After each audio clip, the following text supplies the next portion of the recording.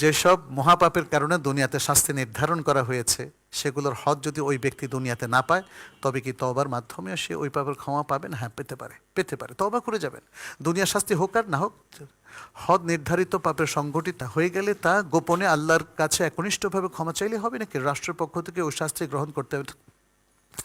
রাষ্ট্রের দায়িত্ব হচ্ছে শাস্তি দেওয়া। রাষ্ট্র যদি তার দুর্বলতার কারণে অথবা তার অক্ষমতার কারণে শাস্তি দিতে না পারে, তাহলে সেই ভারটা অপরাধীর উপর পড়বে না। অপরাধী যদি তওবা করে সিনসিয়ারলি, তাহলে রাষ্ট্র তাকে শাস্তি না দিলেও সে আল্লাহর কাছে পুরো ক্ষমা পেতে পারে।